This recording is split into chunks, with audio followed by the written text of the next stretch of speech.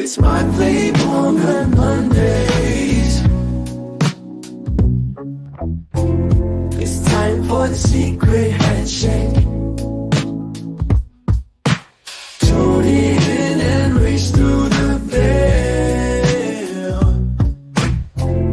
It's time for monthly Mormon Monday.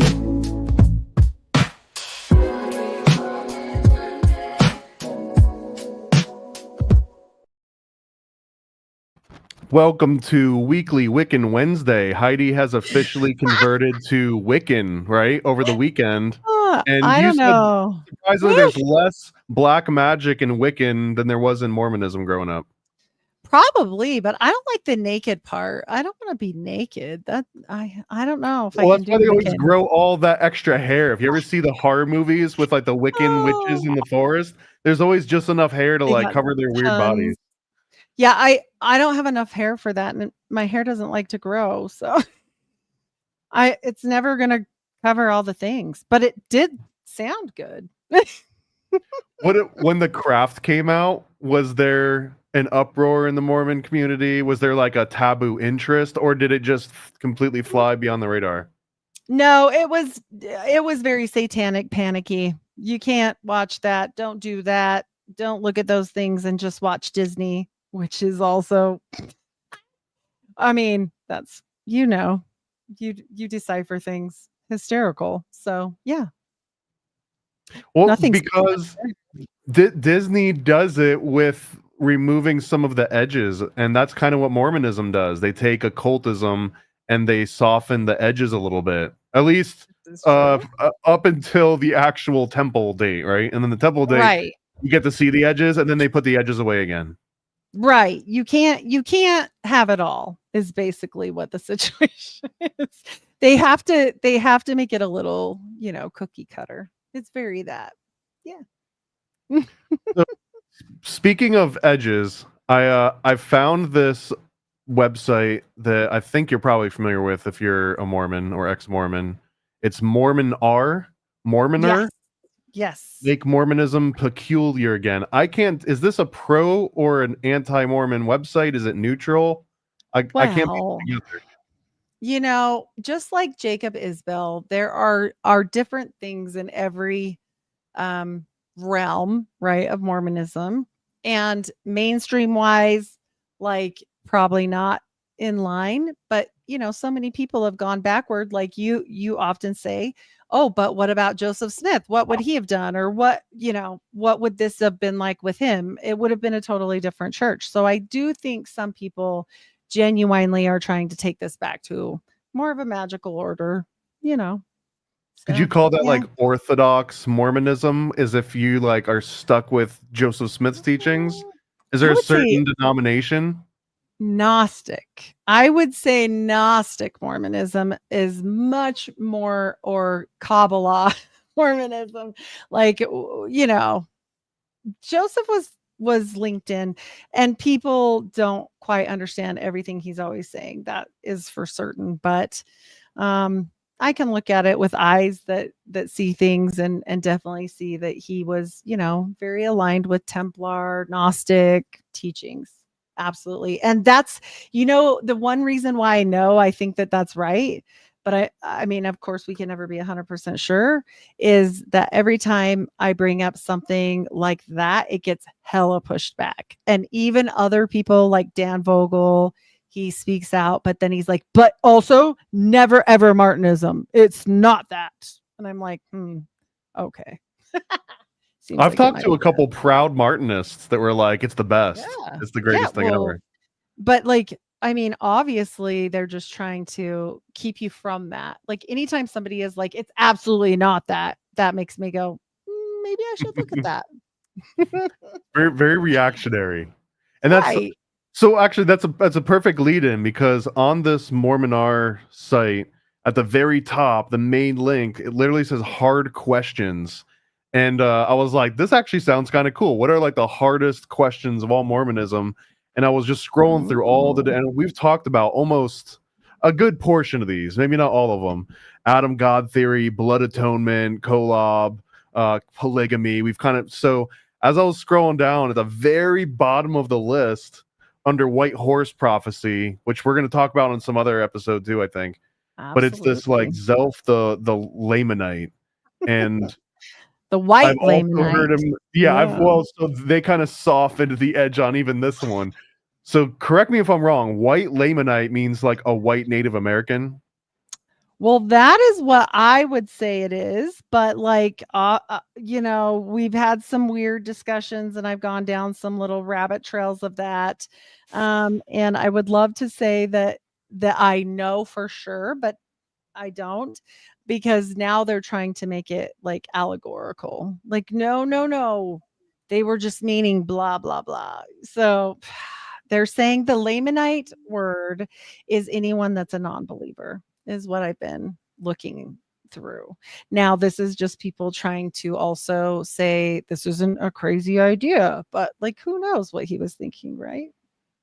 So maybe I'm in the latter camp of the Latter-day Saints criticism here, but like it seems to me complete bumpkin from the outside looking in that they came across some bones and Joseph Smith was just like, "Oh my god, I'm having a vision. This was a great warrior and this was his name and this was like his favorite color, and you know, he liked puppies," and like starts doing almost like age regression on him where he's like fortune telling this guy's life. Like he's tapping back into the past. And this isn't something that I'm Well, familiar with. he didn't just find the bones. I mean, there's 6 accounts at least. I've got documented 6.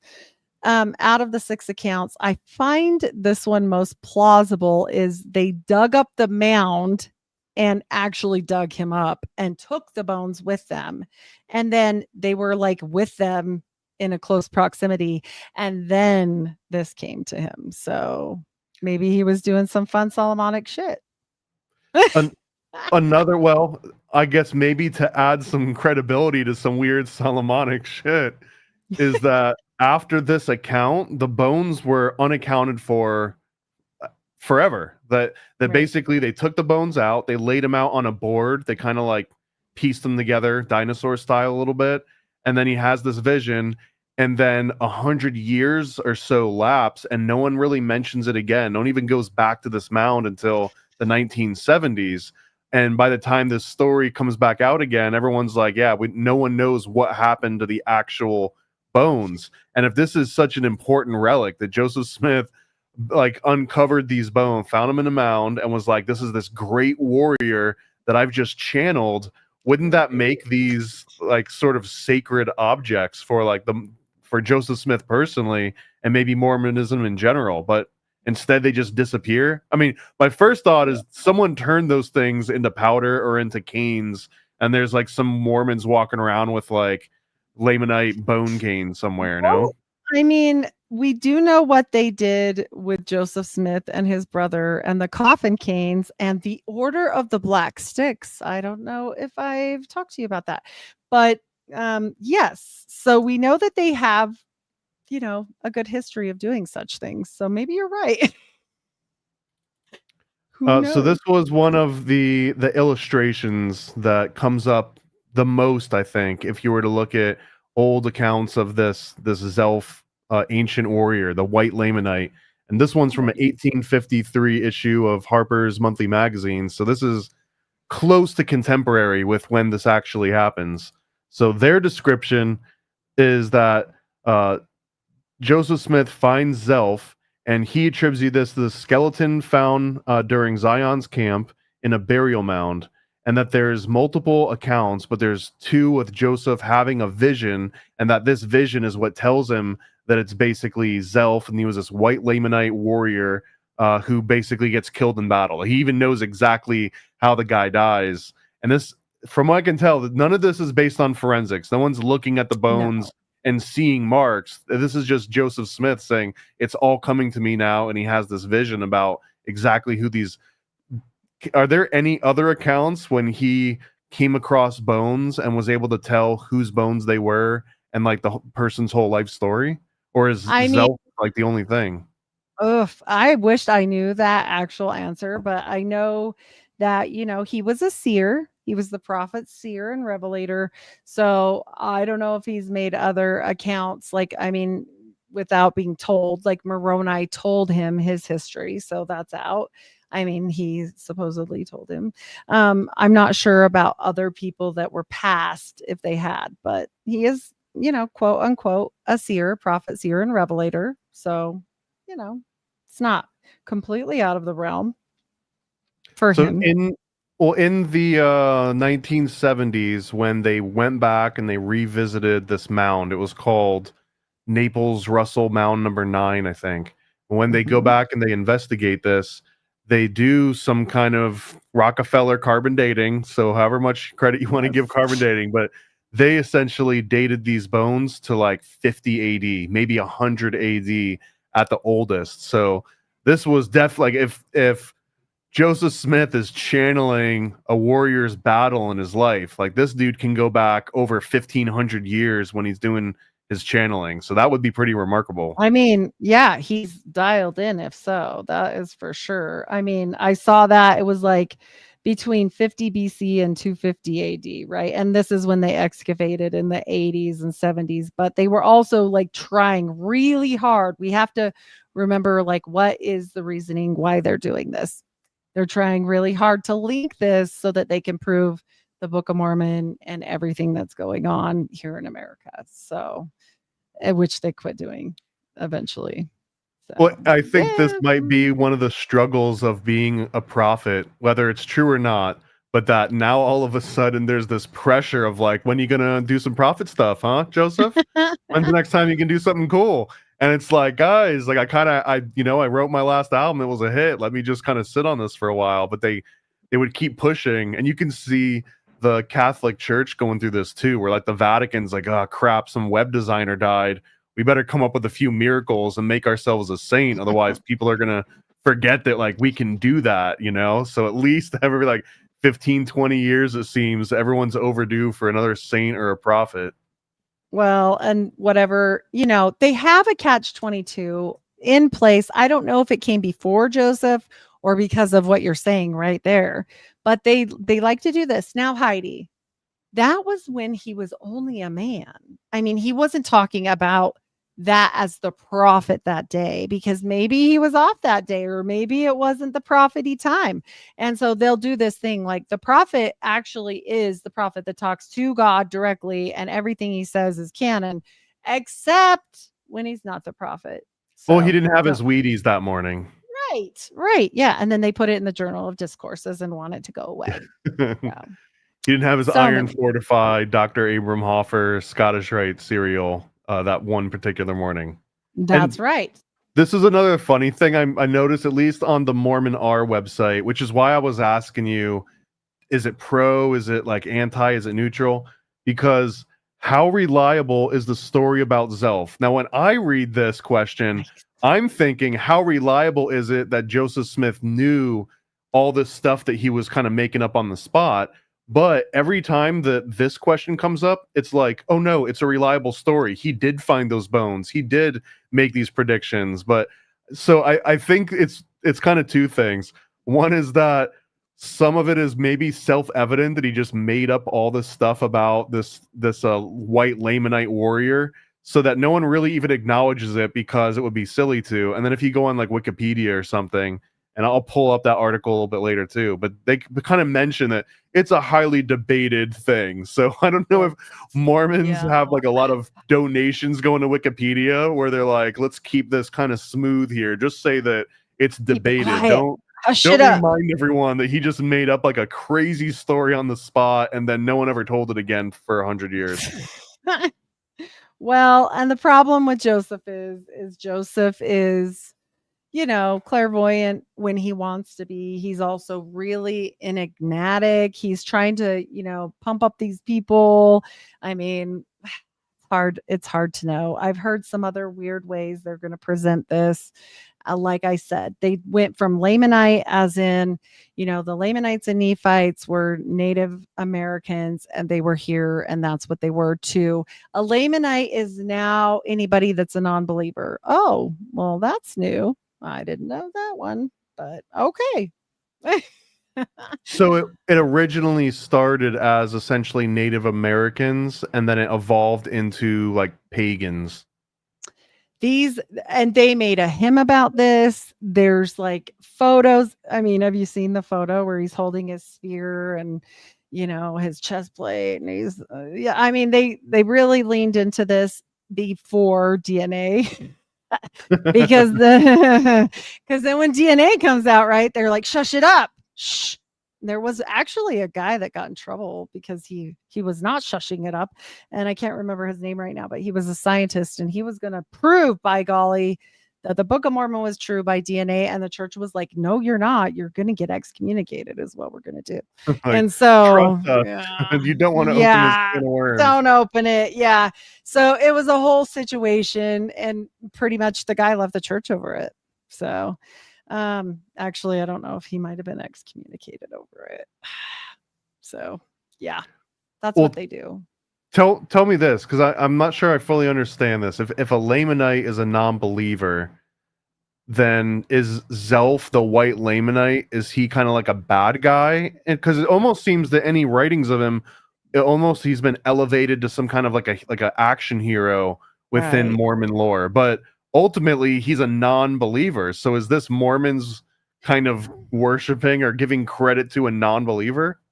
But if he's this non-believer, here's the funny part, right? Like, they show him as a Lamanite. Like, when you pull up the photo, okay, there is a picture of him dressed like a Native American.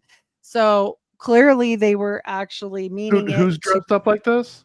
Oh, Zelph. Yeah, he's got. Yeah, you got to pull up the picture. So they clearly. Oh, you mean the artwork of him? The artwork for Zelph before the controversy with DNA and whatnot was yes, this is the one. So clearly, he doesn't look that white. Yeah, no, he's not. And so, like, I'm like, where are you going with this? And it's confusing. And basically, as a Mormon, I will tell you, and I do always say Mormon because when I was young, that's what we were. We were Mormons. LDS came later, whatever. I don't care. When I was a kid, we were Mormons, and that's what we said. But this was not talked about. Like, it was very hidden under the radar. It was a hymn. There's a hymn about Zelph. There's maybe this picture, but there was a lot of other, Native American pictures. There was like a Roman one too. Like this one I used for our thumbnail. I made like a better version of it. I mean, this dude doesn't look anything like a Native American. Now we're talking almost like a centurion. He's like a Roman soldier. So is he the white Lamanite? Like, oh my gosh, where does it go? Yeah. The other dude looks like John Yellowcorn or whatever the hell his name is. Yeah, it's different. I mean, I wished I could know what exactly he meant. I do know this. There's no way he knew that from the bones, like genetic wise, we'll say. It's only clairvoyance that would get him wherever he's trying to go with this. But it's something that's really broke a lot of shelves for Mormon people, which means it was kind of the last straw. This was it. Like, no, you are crazy, and this is crazy. And so now they're going backward. And I've heard a lot of different things like, no, Zelph really means self. And he's like this, Joseph Smith was so smart. He was the early Carl Jung. And so he was so smart that, he was trying to tell you guys that this is how you can correlate this, and this is the spin they're giving it now, that this is not historical. But clearly we know they were trying to prove this historically by digging it up, excavating it, doing samples, all this stuff. So I think that was a quick turn. To be fair, I bet you Carl Jung did read Joseph Smith and was familiar with him. He absolutely did, because I have read his 7 Sermons to the Dead 100%. There's no way he didn't read that book. So I've got here's one of the official Mormon church stories on Zelph. This is the statement that says this comes from various Ensign. I assume that's like the magazine. Ensign's a magazine. It's the magazine that you get when you're LDS or Mormon. Yeah. So according to the official LDS magazine Ensign, this is one of the stories of Zelph. 1 mile south of Valley City on the bluffs of the Illinois River is the storied Zelph Mound, now on private property, so tourism is not encouraged. Here on June 3rd, Joseph and a few others climbed the bluffs, dug into a mound, unearthing a skeleton. Joseph is reported to have identified the remains as those of Zelph, a righteous Lamanite warrior killed in battle. About half a mile north of Zelph Mound, back towards Valley City, is a rough road cutting west through the bluffs. This is Church Hollow Road, the only original portion of the trail left on the entire Zion Camp route. And after 1.5 miles, the road improves, coming out in the prairie leading the Pittsfield. So even here, it's a righteous Lamanite warrior killed in battle, and the Lamanites were fighting the Nephites, and the Nephites were, I don't know, early Mormons that turned bad, or like early Jews that turned bad. So is the flip it? Nephi's the good, Lamanite is not as good. So why is why do they literally describe him as a righteous Lamanite warrior who is killing great grandpappy Mormon? Yeah, I don't know. It's weird, right? Isn't it weird? Yeah. Okay. Nephi was born of goodly parents, and Nephi was like, Nephi is the one you want to be like. That's always been. And so, I don't know if they're trying to say, okay, well, this one guy was good even though he was doing bad things. Like I'm not really sure if Joseph had too much to drink that night. I don't know. Because he could drink beer. Him though, but everyone after him has been perpetuating that's this righteous warrior. And funny enough, honestly, like this wasn't even put out until after Joseph was dead. I don't know if you read that, but they kind of tried to take it back. They did take backsies. Like it was like, maybe we don't want to put that out, and then it got put out anyways after he was passed. So I just don't know. It wasn't printed until 1846 after Joseph's death in Times and Seasons. So yeah, it makes you wonder, like, who's manipulating what, where, how. So the other historical account, because there was two main ones that backed up the Zelph story. This one came from Reuben McBride, and his journal from this time said his name was Zelph, a warrior under the prophet Omendagus. I'm probably butchering these names. Do you know is that right? Prophet Anandagus is what they call it. Amendagus, Zelph, a white Lamanite. He also wrote that an arrow was found in his ribs, which he said supposed occasioned his death. Zelph was known from the Atlantic to the Rocky Mountains. And then it says, soon after Joseph had a vision, and the Lord showed him that this man was once a mighty prophet among many other things concerning his dead, who had fallen no doubt in great battles. And that Zelph was a white Lamanite who fought for the people of Onondagas for freedom. Onondaga is a name in a county in New York State, as well as the name of a tribe of the Iroquois Confederacy that occupied the area. So he's actually referencing somewhat contemporary Iroquois names that he probably heard. But again, these bones were literally dated to like 50 AD or 100 AD, which in my mind probably predates any concept of like an Iroquois sort of civilization. I don't know. I'm not an expert on this. No, I'm definitely not an expert on the bones and all that stuff. But it is funny that we use this word, Onondagas, when we know Oneida is right there. We know there's connections to Dartmouth, and with Oneida and Samson Occam, and it just makes you wonder, like, were you stretching that story just a little bit? Like, whatever. A lot of people have had contention around this story, which is why I think they're trying to say, oh, this was all like just a tale. This is just a parable, if you will. Like, oh no, it wasn't supposed to be true. But then you've like took his body and dug him up out of a mound, so to talk with him, and where did you chuck the bones, and what exactly happened there? So with knowing that Skull and Bones goes back to some Mormon ties. Like, I don't know what they're doing there. And this is far older than that, but the practices of magic are as well. So Here's another really interesting part of this, I think. So those two accounts of Zelph, this Lamanite warrior that they find, Joseph Smith doesn't actually write about this himself at all. It's only written about by these other two guys that were with him, but they do have a journal entry or a letter that he wrote Emma a day after this apparently was supposed to have happened. But he doesn't mention finding a warrior skeleton. So it made a big enough impact to two other guys, and that it is now part of Mormon magazines that get mailed out to people. But even Joseph Smith didn't write this thing down. look, they were pretty excited about this because they really need one piece of evidence, because, the plates disappeared, the bones disappeared, they really would love to have that. And I think that's where they were pushing for, but they didn't realize what was coming, right? They didn't realize DNA and stuff was going to happen. Oops. Oopsie. Well, I guess it was smart to do whatever they did with it, pulverize it or turn it into magic potions. But it was smart to not just put it in a museum so that it could be DNA tested later on. Even the things they did put in museums, I don't know if you know this, but Joseph Smith had quite a few mummies, and they were supposedly put into a museum, but there was a fire. Don't worry, there was a fire. There's always a cow fire. kicked over a lantern, I assume. Once again, yes, exactly. Damn cows.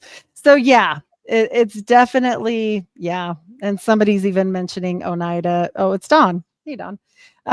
Yeah. So definitely when we talk about that, Oneida goes back to this whole thing with Samson Occam. He isn't from there, but he ends up living there after the whole Dartmouth thing.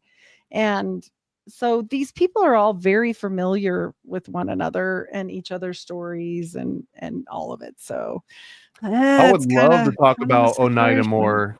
Oneida is a fascinating cult because I think that I first found out about People's Temple, Jim Jones, and yeah, it's weird that they all like moved to another country and like off themselves. But what was even weirder is before that happened, he had these weird sessions where the entire congregation, like him leading it, but he would get the rest of the members to sort of do these like public divorces and marriages where he would just be like, you over there and you over there, come up here. Like, do you guys know each other? No? Well, you're married now. I'm dissolving your existing marriages. Like, you two would make great offspring.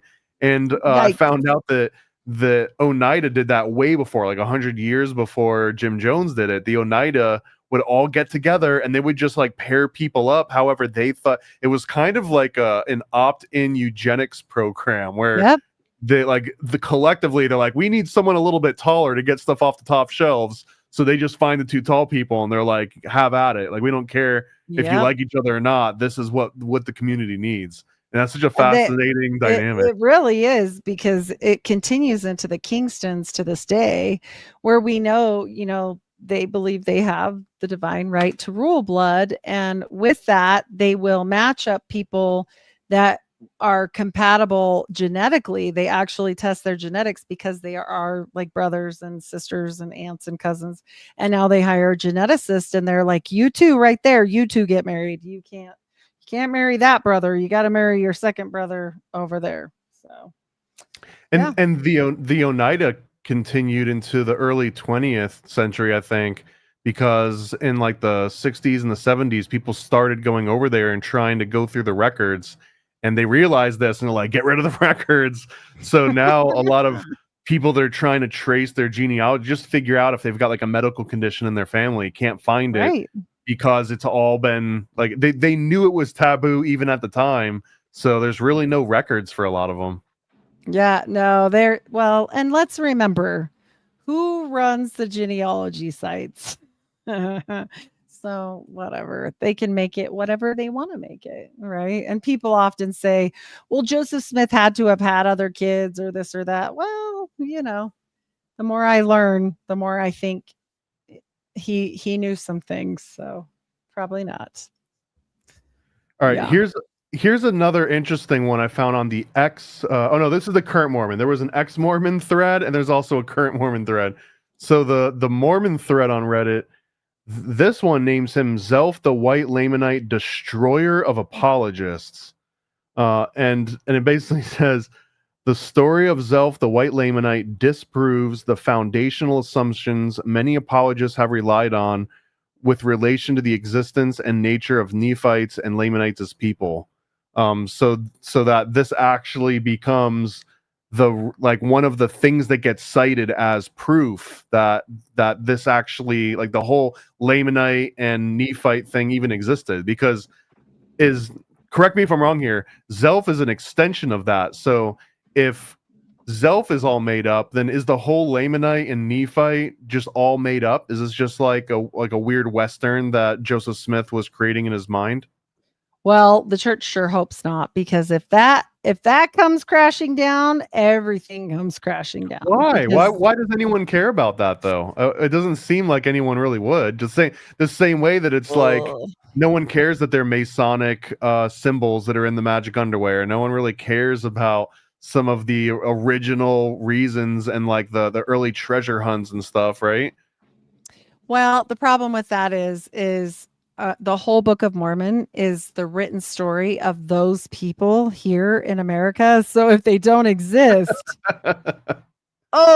we're gonna. And I think that's really the crux of it all. Is they're like, cut it out. Like, stop with your, digging. Stop with the DNA. We're going to fix it because you messed it up. We got to go make a new genealogy line to nowhere.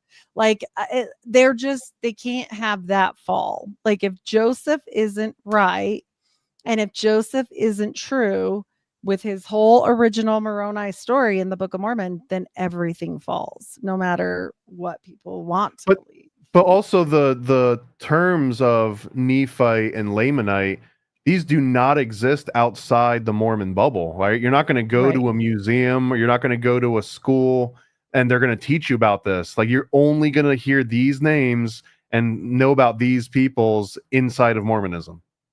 Correct, because it's in the Book of Mormon only. And so, that is the story of Lehi. Lehi leaves that land and comes here to America, and these are his kids is Nephi and Laman and Lemuel. And so, that's the story. That's like their Okay. story. So Yeah. it's almost like if you have been studying the Bible your whole life and then you find out like Jews never actually existed.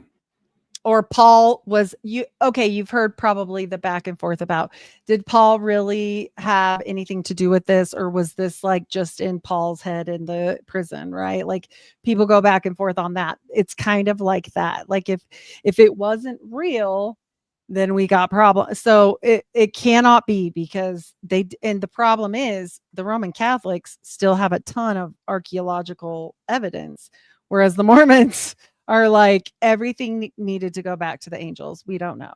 And so it gets, that's hard.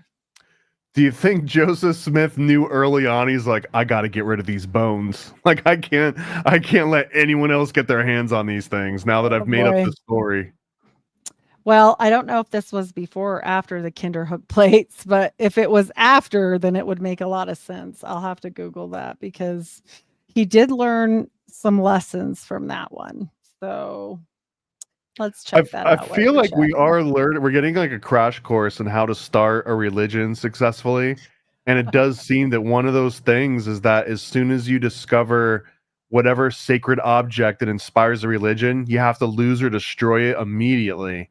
And if you don't do that, then it's just not interesting enough. Like all these stories are more interesting when the thing that founded the religion is immediately lost. That seems to be a very common archetype. So it wasn't because of that. The Kinderhook plates are after. So yeah, I don't know what part of it is like prompting him to, like you said, get rid of it, or is it just good old fashioned necromancy? And did they use them for something? Did they keep those bones? Did they hide those bones? Do the bones exist underneath the temple today in all these weird vaults that they have? I have no clue, I Who knows? think there's a little bit of Mormon Fight Club rules going on with all this old stuff. They find a skeleton, and it's like you're allowed to write up until we find it, and then you're not allowed to write anything that comes after that. Well, and it all depends on if it helps the agenda. So if it's not going to help the agenda, hurry and hide that or change it, right? We saw that with the salamander story. Like it was changed. The toad was changed, and now nobody believes it ever even happened. So, Well, that's another, regardless. just like on that previous site where it says, "Is this story true?" And it's like, well, actually, yeah, because they did do this and they did find it. It's like, well, that's not necessarily the question. The same thing happens with the newt and the toad or whatever, right? Where it's like Right. it was never a toad. And well, it was never, yeah, they just want to go into Or it was never a salamander. Yeah. salamander. It was a toad that It knocked was a his ass toad. out. Yeah, and so and ultimately, like they said, I mean, in the account, it's this toad, something like a toad, right, became a man. But we know these tales go back far older than that. This is like old, Templar storybook time. Like, let's be real. And so when we look at that, what did he know that he's putting into things versus what was really occurring is interesting, let alone, he's in a magical world. I don't care what anybody says. He's practicing Solomonic magic, whether he's a Martinist or not. That's what he's doing. He's not just sitting learning. He's practicing. So Well, if Aleister Crowley is reading your stuff years later and thinking like this guy's onto something, I yeah. guess I would take his word. I wouldn't believe him on a lot of things, but I would believe him on that if he's like, this Joseph Smith guy is really a cult. Yeah. Yeah. It's interesting to me that whenever they want to flip something a little tiny bit, they'll be like, oh, but and I'm not saying that, the bombings didn't happen with the salamander story or any of that. I'm just saying they use that to their advantage, or they were trying to change it purposely. I don't know, but like they are very good at this. Is there any Very. chance at all that it was legitimately just a hoax and someone just siphoned Mm. money out of the Mormon church and they were just dumb? That it was basically just like a Mr. Magoo Keystone Cop situation? I don't know, because it seems like that with the frog salamander story until you know about the Comte de Gabalis, right? And once you know about that, you're like, it doesn't seem so stupid now. So maybe this is right back to that. Is he overly learned and keeping back for the uninitiated, or is he an idiot? Right? Joseph Smith was a Freemason and borrowed heavily from the crowd. Course. I'd say borrowed Course. is a light word there. Like if anything, he kind of was like remix, and then he Yep. just made his own version of it with like white weird underpants and stuff. Exactly. He borrowed from a We couple things, right? well, we did a couple episodes ago where we went through like all the illustrations of the entire endowment ritual, right? It's what's called. Mhm. And like it used to be really wild. Like that this was back when they used to put grandma into like a tub naked in front of like a room full of The dudes, oil. right? I think it was still girls then, but yeah, same. Yeah. Still naked in the bathtub of oil. Yes. Does that make it any better that it's just a bunch of old ladies there? Well, I mean, I guess a little depends. bit. I guess. I mean, it depends on what you're going for, but at the same time, like we know these practices, like we know he's a master mason. We know he was risen to a master mason overnight, which doesn't normally happen. We know he's practicing Solomonic magic from all of the relics and all of this stuff. We know he's summoning because he's using the Jupiter talisman, which people will say, okay, that's because people were cursing him. No, that's not what it says. Read the book. It says it protected those who invoke. So we know he's invoking. And, whether that works or not, I don't know, because I've never invoked. I'm good where I'm at. But we know that he knew some stuff enough to catch other people's attention. And so do I think that he possibly could have kept these and kept them from like for other things dealing with necromancy? You bet. You bet I do. Do I think they have the box of Zelph somewhere in the temple? Probably. The other thing with the Joseph Smith becoming like an overnight Mason, I learned recently that in Prince Hall Masonry, they have a very specific practice, which I don't think exists in any other form of Masonry, but it's called on-site degrees. And basically, you can just show up and they're like, bam, you're a Master Mason. And you don't have to do any studying. You don't have to go through the movements. And one of the examples is actually Joe Biden. That Joe Oh Biden boy. went to a Prince Hall Mason ceremony. And I don't, if you're asking me, which you aren't, but if you were asking me, I don't think that he had any idea what was going on. He thought he was doing a meet and greet photo op kind of thing, but he shows up and they're like, you're now a Master Mason. So technically on the books, Joe Biden got like one-shotted as a Mason. And I didn't even know that existed until recently, but apparently that goes back. Wow. And there's lots of contention within the different Masonic like brotherhoods that like a lot of people are not happy that you could just be one-shotted and turn into a Mason like that. So I mean, I would be upset if I spent a ton of time memorizing and going through all the degrees. Yeah, that would piss me off, honestly. Like, I mean, I don't know, that would irritate me to like think, oh, I had to do all this other stuff and you just come in and you're a black belt now. Like, what? No. I mean, that would make me mad, but whatever. I guess. I don't know. I mean, you know, what if Joe Biden was just like the perfect Mason? They showed up and it was like, damn, this guy knows everything. They were like, bam, Mason on the spot. Well, I mean, I guess so, but I don't think they do. I don't think you could know that in the course of what a dinner. Like, what are we judging over? Like, is there questions? Like, I would think there would be a test or something. There should be some kind of. So there is a test, but the test doesn't take very long. It's actually a pretty quick test. I don't know if I can say any more without losing my life. For all of them, you know what I mean? For every, you think he could do all of them for all the degrees? Oh yeah, like yeah, absolutely. You could do it all in an afternoon if you knew what you're doing. Maybe then. I don't know. I'd still be irritated if that was me, but that's just me. I don't know. I mean, I get what you're saying. Like, if he has the knowledge, but I mean, we're using again. This was a like recent Joe Biden. This was not a early young Joe Biden. This was falling off a bike. I like chocolate chip. Poopy pants. This is poopy pants Biden. Okay. Well, that's why he went to that particular thing, because he couldn't have passed the rest of them. We all know that. Yeah, I still don't think he even realized what was happening. He's like, probably not. Yeah. He's like, okay, yeah. What'd you say? Is it lunch? Is lunch? Okay, it's lunch. Good.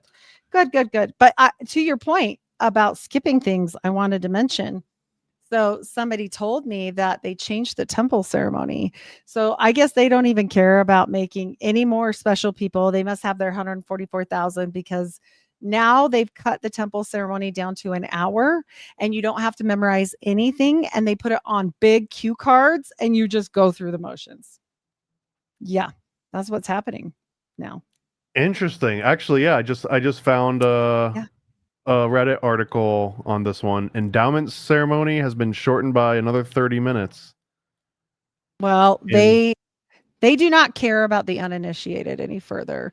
Their porch masons are porchy enough, and they're like, that's all you need to know. You go sit down. That will be good enough cover for when we come and do the real thing on Thursday. So go sit down, Gina. I like the description here, which is clearly sarcastic. The temples are so overbooked, they have to shorten the endowment to meet the extraordinary demand. Church officials attribute high demand to ex-Mormons who are returning in droves. There it is. Apparently, they're returning in droves. Does the church really say doctrine never changes? I hope not, because it's changed a bajillion times. I mean, really. To me, that's what makes Mormonism appealing, is that they do change so often, like every year. They change a lot. They change everything all the time, including even their buildings, everything. Everything gets changed constantly. I don't know why they would say that, but I'm sure it's to make the uninitiated feel better because they're like, no, we have the same thing as you, and they're all over there laughing with their second anointing. Like, okay, yeah, no, So definitely not. so here's some comments from the ex-Mormon subreddit that I had found even earlier on this one. So this is a great question. Zelph the White Lamanite, wouldn't that make him a Nephite? That's a great freaking question. Wouldn't a white Lamanite be a Nephite, or is it like a Nephite that left the Nephites and then became a Lamanite? Oh man, whoa.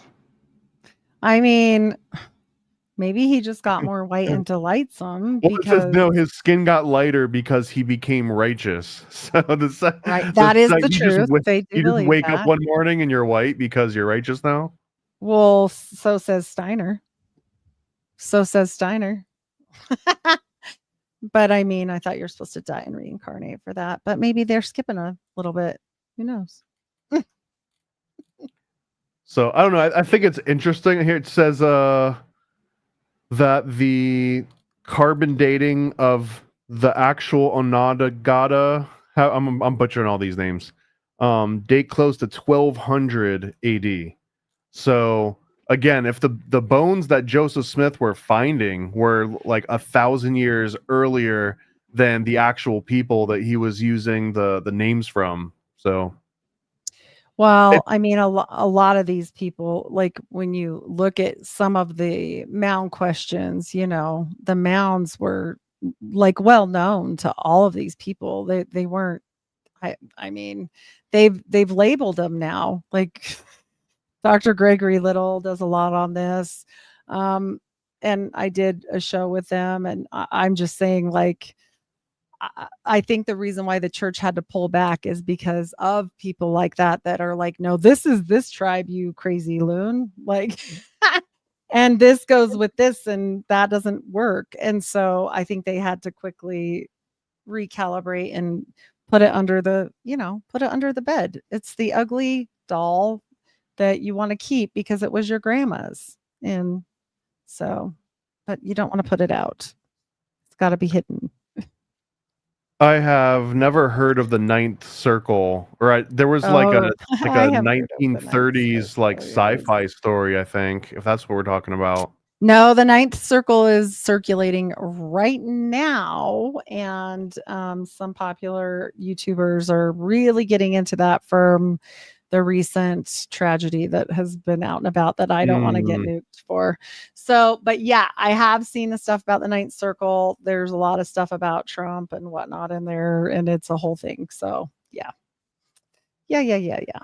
So But I actually really do like all of these different theories. I find them interesting. I'll say that. Maybe not like, but I find them interesting. The theories of like that Native Americans were lost tribes of Israel, and that I guess is part of the appeal of Mormonism is that they take these biblical stories and they're like everything that you've read, but it happened right here at home. Like it's such a cool sort of.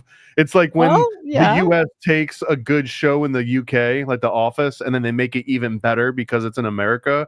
It's kind of what the Book of Mormon could be. But they had to throw this Right. weird Lamanite Nephite stuff in it, which kind of screwed it up for Well, everybody. and I'm sure it's the Adinas. Like we know, most likely it's the Adinas that this is talking about, where they're digging it up from a mound, which I can't even, like, you're up to something weird if you're digging up people. Like, but some people were like, no, he just found it, stupid. But no, I don't. Well, it No. is absolutely remarkable that he found a freaking skeleton in a mound that was over 1,500 years old, like that. Unless maybe They up were used to the until mounds. They well, had yeah, them I all guess over. everyone just like didn't disturb the mounds for over like for close to 2,000 years. Everyone's like, no, I'd be a dick to just dig up someone's grandpa in this Digging mound. up Why would I do somebody's that? grandpa, you And sure? Joseph Smith is like, oh, I don't got any problem with that. And it's He's like, hey, like, look at all I'm this cool making stuff tea with behind me. his bones. What's wrong with that? Yeah. I mean, it's true. Yeah, I mean, when you look at Joseph, okay, even the Cumorah, okay, Hill Cumorah, they're saying that's a mound. And so he was used to these. I think he knew exactly where he was, he's a treasure digger. I mean, he's a rodsman, That's they're used to digging stuff up, looking for things, whether it be graves or not. So. I bet you if you spent a couple days with Joseph Smith, he'd be finding like 20s on the ground, like little bottle caps, like all kinds of Oh like yeah. rings that people dropped. He's one of those people that would find like a Rolex at the airport that someone just like lost, right? He's like, look at this. Want to see Yeah, some magic? look what I found. Let me get my Jupiter talisman, and then we'll go find some stuff. I would Let me honestly, I get would it. love to see what Joseph Smith could do with a modern metal detector and like all the extra fixins, right? I feel like he could probably put Yeah. one of those things to use. Well, he really sucked. You do remember that he got sued for sucking at treasure hunting. So I don't know. You know what though? Part of me thinks that maybe he found stuff and then he just pocketed it and was like, "Ah, man, we just came up short again. Who knows? Who knows what's Well, going on?" it's a good point. I will give you definitely a point on that one because they were supposed to share whether they were with the rodsman or not. Everybody that went on these treasure hunts, if they found something, they were all supposed to share. So, I mean, He seems like the kind of guy, and maybe I'm just making the story up, but I could have sworn there was one account where like he found something but then hid it and then like brought people back to the site where like they were gonna maybe find it and then didn't find it, but like he knew where it was. It's like when you go to the store and you find the last of something and you like stash it in the back right. behind like deodorant or something where like no one's gonna go. He's like, I knew it was there. Here it is. I got it. I got I knew you. it was there because I'm the one that put it there. Well, don't forget, his family comes from a magical family. I mean, they're not from New York, they're from Massachusetts. Grandpa's involved in, pointing his finger at Mary Eastie and having her hung. This is witchcraft roots. This is not, just masonry. People do always dial into the masonry because it's the one thing the church will admit now, but they don't like bringing up the witchcraft. So, yeah. They'll get around to it. It'll probably just take like another 50 or 60 years. Hundreds, probably. So there was someone else that was interested in like what the heck happened to these bones. I found an article and it's called A Search for Zelph's Thigh Bone. And this was written by Rian Nelson in 2020. And he's basically talking about how Nelson is in Nelson the prophet's son, kid? No. Well, maybe. Oh, I don't think so. It could be.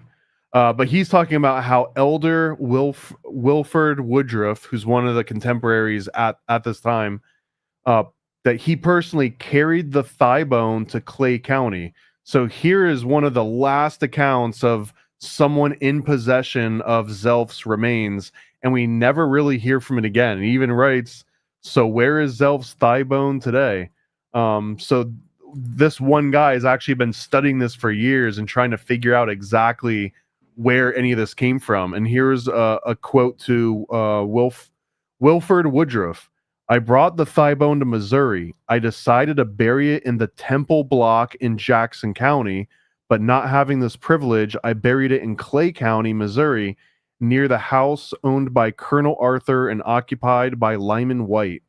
So apparently there's at least one account that somewhere in freaking Missouri in Clay County that maybe we could hunt down where this thigh bone was actually buried.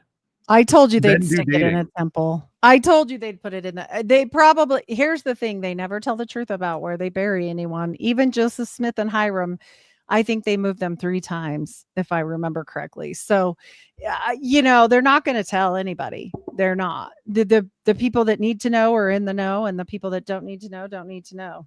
So that's what they'll tell you. And I mean, honestly, it wouldn't surprise me one bit if it's in a cornerstone or something. So.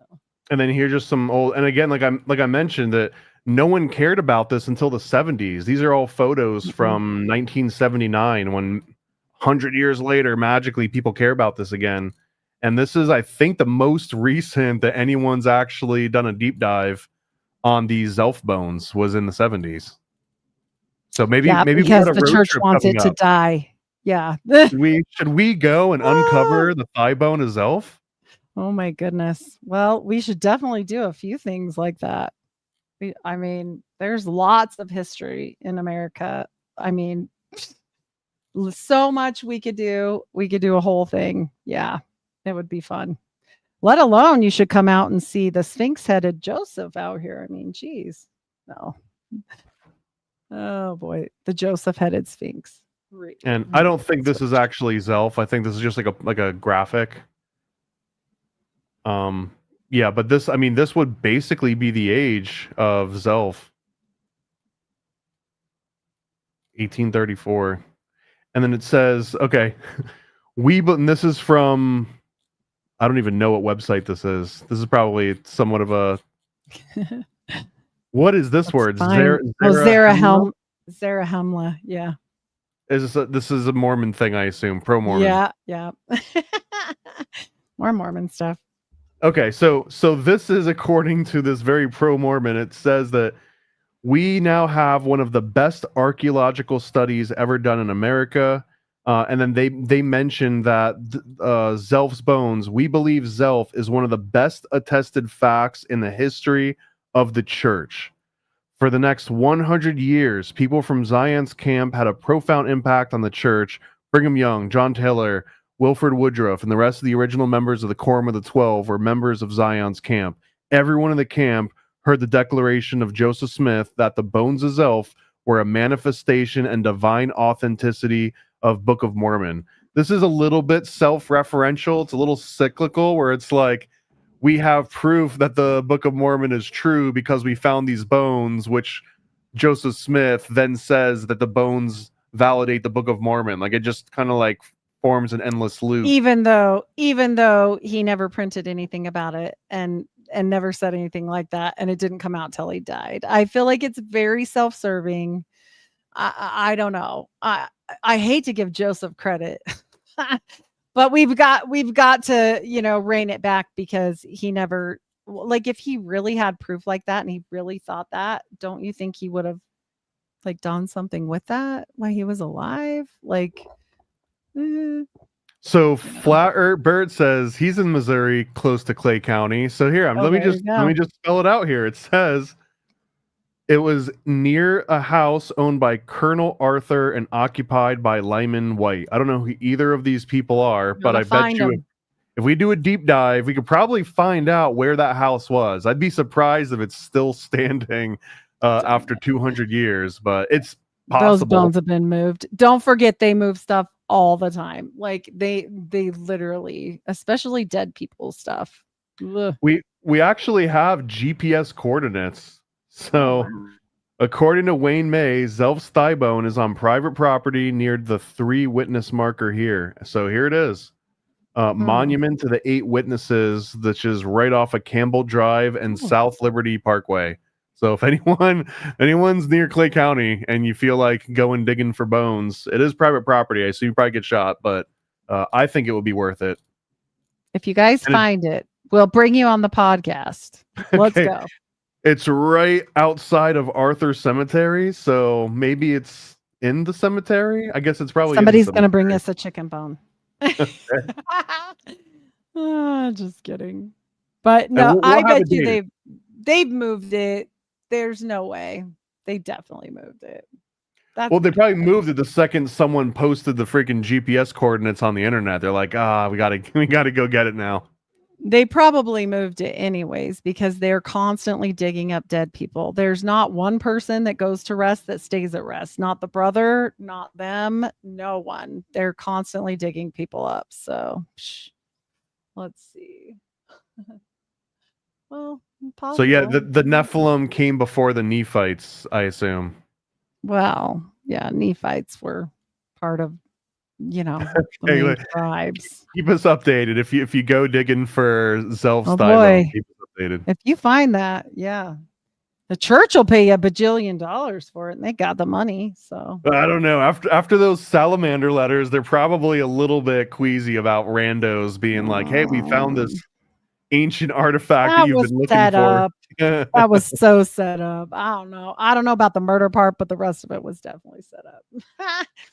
Who knows? But yeah, very interesting, like with the whole situation. I mean, we have to remember that, Dartmouth, we have to remember the connections to Dartmouth and Dr. Nathan Smith, who they say isn't related, but I'm finding relations on distant cousins from the grandfather. And when we look at him, also he married Joseph's neighbor. Like this is a close, okay, community.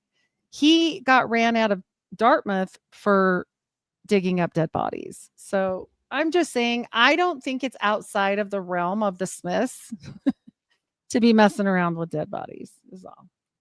It is interesting that there seems to be a certain like shelf life for like a certain amount of time, that if you've been dead for X amount of time, then it's not as creepy to dig you up. For example, if you've only been dead for 10 years, it's creepy if someone would dig you up. But if you've been dead for 1,000 years, it's not creepy. There's got to be like a certain range where you're like, and it's no longer creepy. Let's go dig them up. When there's no more flesh on the bone, I would say. But you know, in a lot of magical orders, you don't want your skull with someone else. So just saying that right there. What do you mean you don't want your skull with someone else? Well, because they believe that that's like the most important part. So you don't want somebody to have it. Oh, to like, have your skull. Yeah, yeah. Well, yeah, So, because then they can turn you into like an oracular skull, where now you're basically have to tell fortunes for them. Well, or you're drinking out of it. Geez Louise. I just think that they knew so much. I think that they knew a lot. Maybe not everyone, but Sidney Rigdon, Joseph Smith, Brigham Young, they knew some things. Not Martin Harris. He did not know anything. What's more powerful, human remains or Nephilim remains? I'd have to say Nephilim remains. Nephilim for sure. Yeah. They're probably like glowing with magic, those things. They're definitely 10 feet tall. They're probably worth a lot more money too. But they're also probably all at the Smithsonian, and there was a fire. Stupid cows keep Stupid kicking over fire. these candles. Yeah, no way. Yeah, definitely not. Where did Christian Rosencreutz come from? I mean, Christian Rosicrucians parallel to Rosicrucianism. Like he is Rosicrucianism. Like that was their patron sort of like fake guy saint, I think, or like the OG Rosicrucian. Yeah, you know. Wow.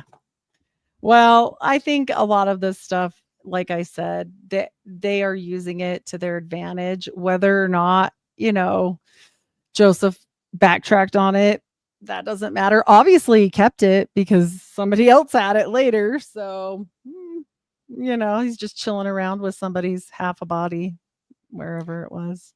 Well, one of those, the ex-Mormon Reddit thread, this was someone that had been raised Mormon and then left Mormonism, and then after that found out about this story and that it was just kind of like this binote. And they were basically asking like, hey, does anyone ever even heard about this weird Zelph thing? So I guess it's only brought up like a couple times growing up. Do you remember them actually teaching this to you? No, definitely not. This is like, I remember it as a kid, really young, and then it went away. No, definitely been, splattered over. Try to forget that. We don't sing the Zelph hymn very often. I don't ever remember singing the Zelph hymn, and I went to church all the time. So there was a comic book that I found on Zelph. Let me see if I can find it. I don't think this is the comic. This is like based on the comic. The Book of Mormon in the Heartland, Zelph, coloring and activity book. I think this was like satirical, but I mean it's hard to tell, man. It's really hard to tell when someone's making fun of the Mormons or being honest about it. And there was another like actual action comic book. Here we go. I think and this is why I wasn't sure if it was making fun of them or not, because it has like the word humor in it. And maybe it's like the humor bone, no? Oh yeah, well, maybe. So here we've got a map. Here's the map of the Zion Camp Trail and all the different places they went, and it shows you where they basically found Zelph. And then here's where Joseph Smith wrote to Emma a day later in Atlas, and he wrote, "Wandering over the plains of the Nephites, recounting occasionally history of the Book of Mormon, roving over the mounds of the once beloved people of the Lord, picking up their skulls and their bones as a proof of its divine authenticity. So he doesn't mention Zelph, but he talks about, and this doesn't say a skull, this is plural. He says picking up skulls and their bones. So it wasn't just Zelph. Zelph's the only one that they, I guess, wrote about in these two other accounts. Ooh, well, picking up skulls and bones is interesting. They did mention how large Zelph was. So, did you see that part? He was a large, thick-set man, a warrior and a chief. So, trust us. We don't have the bones, but just trust us. Just trust us. And then, okay, here was the other one that I was looking at. So, Heartland Humor, Zelph of Zarahemla, the White Lamanite chieftain, led by Onondagas, warrior, Nephite defender, follower of Christ, and a man of God. I want to understand more because I don't understand how he's a Nephite defender and that he's a righteous warrior, because this is like worshiping someone that was fighting for the Germans in World War II and being like, no, he was a good one, trust me. Well, I mean, yeah. This whole situation, I'm going to tell you in an easy Mormon terms. I know lots of Ephraims and Nephis. I know lots of Ezekiels and all these names, even Moroni's. I've never met a Zelph child. So there is your trickle down in Mormon culture. Usually Mormons get real funny with the names and then they spell them really crazy on top of it, but that's beside the point. What I'm saying is I've never ever met another Zelph. So I'm just saying. That's interesting. Yeah, if you do a search for the name Zelph, all you find are Mormon articles. The same thing as if you search for Nephite or Lamanite, you only see it within Mormonism and really never outside of Mormonism. And not even in the true blue families that came like, okay, we were there. We were at this place with Joseph when we found these bones. None of that happened. And we see tons of Nephis. We see tons of Moroni's. We see all these things all the time. But there are no Zelphs. And so just to prove you, momcozy.com, which does like baby name ratings. Zelph is number 0 in popularity for both girls and boys. 0 people are being named Zelph according to records. And remember, now they're pushing it that none of this had anything to do with Native Americans. And don't you know, you silly people, this is a Jungian thought of self, the self. So, which I don't buy one single bit. It's cute. It's cute wordplay. But you know what? There's enough wordplay in like the conspiracy world that sometimes you gotta let other people have their wordplay stuff. So sure, he was an early Carl Jung, and he was doing past life regression on bones that were 1,500 years old when he discovered them, and then immediately lost and gathering them up. This doesn't sound like a story. Yeah, plural. Skulls, plural. Yeah. I don't think that was a story for his wife. I think that he was telling her what he was doing, like literally. But that's just me. Do you think as she's reading this, she's just like, "Oh, Joseph, like he does that all the time." Like I know you got skulls in your hand. That's all you ever do. Well, he did. He had mummies at home, so they were at his mom's house. But I mean, she charged people to come see him and stuff. So that's real. I mean, honestly, that would be like buried treasure today. You'd probably make way more money on finding Zelph bones than you would finding actual treasure. I mean, obviously it was working for her for a time, and then we've got all this different magical stuff with it. And I just have a hard time not believing that they didn't harness some energy from this. Like, regardless of what he really thought it was, he's definitely gathering up bones and using them for something. So, necromancy was his flavor. All right. I find this particular story pretty interesting. I hadn't heard of it until I was just going through like all of these hard Mormon questions. So maybe we need to go So through more of weird. these hard Mormon questions because there's a bunch of weird stuff in there.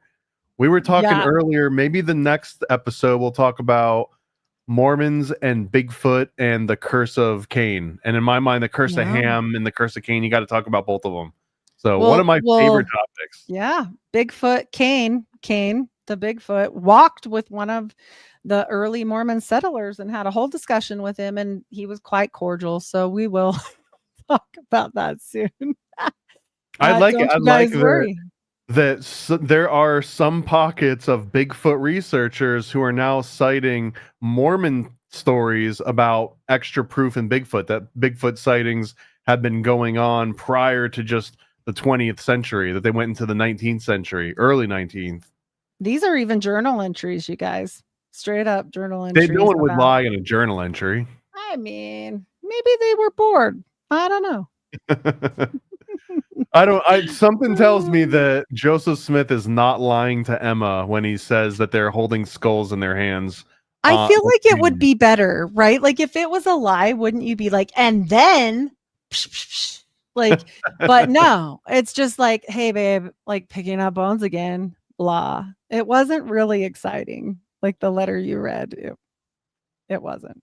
So that's my thoughts. If it were the first and only skull that he had found and picked up, yeah, he would have written it different. But if it was just something like, oh, it must have been a Tuesday. Yeah. Tuesday, skulls, bones. We got them. It's all good. Put them in the car. You've been on some pretty big podcasts since the last time that we talked, right? What should people go and listen to those? Did they go well? Yeah, where should people find them? Of course. Yeah, Touching the Afterlife was one I went on. It was more of a personal story, and gets more into like, more my testimony and different things. And that one was really fun. I've got one coming up that isn't quite out yet, so I won't do that one. Did just do a Free the Rabbits like compilation. We did it together on Steiner. That one's really good. So been having fun doing all of those and lots of studying. And just also I started my own solo one. I don't know if you know that, but it's called Lucidity. And any of my information dumps where I have all this like total complete books of information, I just started putting that out there as well. So, but they're rare. That's awesome. Yeah. And of course Sam, but it's been a while. I mean, don't you have solo Unfiltered Rise episodes? Yeah. Lucidity. I just named it like Lucidity for so they know which ones are solo. Okay, when you do it completely solo, it's a Lucidity. Right. Okay. Yeah. Yep. I just did one on Abraxas. So I've done a couple solos, but I've got one called Paranoid Pages, but really the focus is on like a book or a magazine or a thing that I'm reviewing. It's still so awkward after doing this for years. It's so awkward for me to just be by myself and talk and read. I just can't do it. It is not my favorite. It is not my favorite, but with the slides, because I always do slides, it makes it a bit better. But it's going to be edited clearly, because then you stop and start. It's a little bit harder, but yeah, it is what it is. It's been fun. I can't complain, but I'm always happy to go on guest shows. It's fun. And I always love doing Monthly Mormon Monday or Wacky Whatever Wednesday. Weekly Wiccan Wednesday. Oh, that's right. Yes. And I also did, I don't know if I should say the ones that haven't come out. What if they don't come out? Say them. We'll have a historical record that it was gonna happen. Okay. Well, let me look really quick. Occult Confessions I just was on. And then there's another one with Abraham. Let me look it up really quick because I don't want to misquote his show name, because that would not be very nice. But it's supposed to come out soon, and hopefully it will. Let me look up the name of that one. More Mormon discussions, or what are you getting into? Usually they want to talk to me about that. Overcome Babylon is the one that I was just barely on. So it's not out yet, but it should be out pretty soon. So hopefully it'll be fun. So, well, hopefully the next time we do a show, you'll have even like two bigger podcasts. Like every time we talk, you'll have just come off of two bigger shows. You're always on all the shows. I go on, I'm like, there he is again. Geesh, you're popular. I don't know who wants to listen to me. It still shocks me to this day. Hey, lots of people. No, Lots of I people have. appreciate it. Well, and if you want to listen to more of me, I do have another series that we took a week break for Under the Docks, but we've got so many more already pre-recorded, already lined up. So every Tuesday, Under the Docks is on my YouTube channel. We watch old conspiracy documentaries. Even though it's Wednesday, you can expect at least once a month. We'll do a monthly Mormon Monday for you guys. And then I've also got Occult Disney on Thursdays. And I think, depending on if Andreas and the CIA Templars allow him to grace us with his presence, Yes. we've moved Sing Tank to Sundays at 3 Eastern. So if you want to catch even weirder discussions into like weird schizophrenic angles on movies and pop culture, you can find me in all those places. Anything else before we kick this off? Just find me everywhere podcasts are served. I have my own Patreon if you want extra episodes. I do a lot of medical drops there, and me and Janet do a show together. Right now we're in accidents, like it's dastardly disasters, but coming up in October we're doing the gruesome, ghastly, and ghoulish, and it's going to be a little bit fun. So if you have a queasy stomach, you might not want to check that one out, but I think they're pretty fun. So two nurses together that don't really care about all that. So check us out there. Check me out. Hopefully on Spotify mostly, because YouTube only gets one drop. So a week. Yeah. It's just the way it is right now. I don't want to get nuked. Forget it. What a great combo too. Shout out to Deplorable Janet. Yes. Did shows with her like way early on. She's one of the coolest people to talk to. She is. And she's another nurse. So we just get on there and do like crazy medical mishaps. It's fun. I wouldn't be able to handle it. I get queasy with like medical stuff. You know what it is that it's not like an empath thing, but if you start describing exactly what's happening, I can't not visualize it and see it in like full 3D. And I don't want to see it, but I can't not see it if you're describing it to me. My husband is out with the blood. He's like, Okay, nope, good. Him no. Man. Yep. He's like, that's okay. Hard pass on that one.